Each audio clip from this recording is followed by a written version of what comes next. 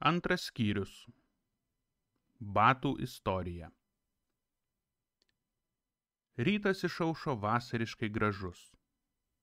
Pietika nė nesivargino kloti lovą. Dėl to, ar išmėtytų rūbų, seneliai, kitaip negu tėvai, niekada nepriekaištaudavo.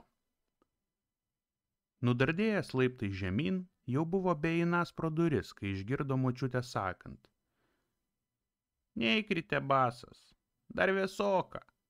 Apsiauk tuos naujus batus, kuriuos senelis nupirko. Reikia pranešioti."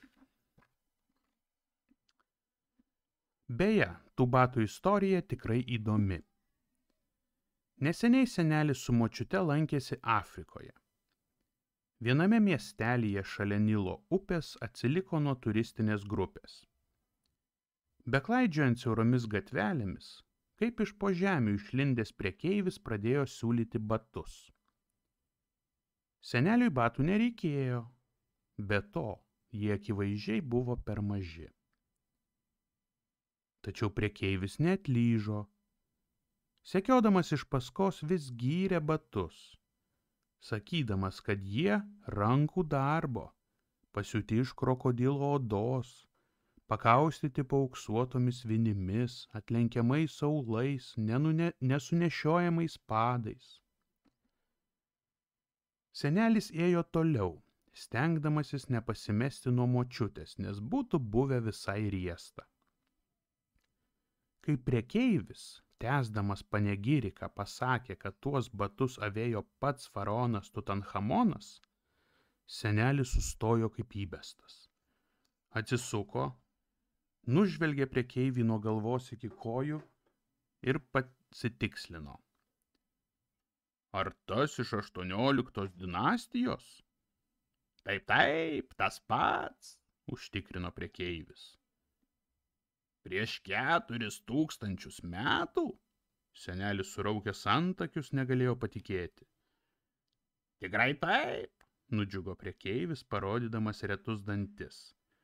"Prieš 4000 metų faraonas, dar būdamas vaikas, avėjo tuos batus."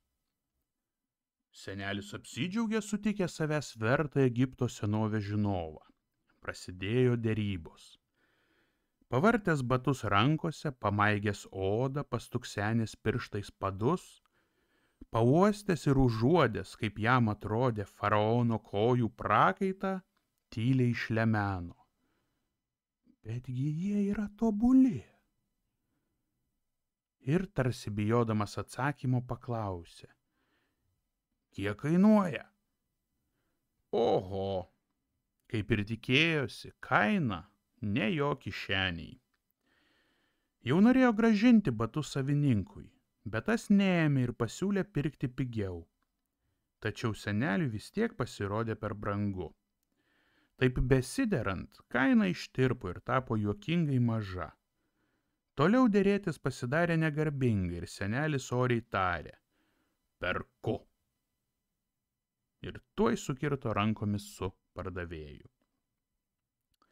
Tas, gavęs pinigėlį, pamojavo seneliui, o gal batams, ir tarsi skradžiai žemėn prapuolė, niekur jo nebuvo matyti.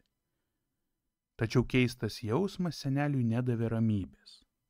Atrodė, kad prekeiviui nerūpėjo uždarbis, jis žūtbūt norėjo tais batais atsikratyti. Kodėl?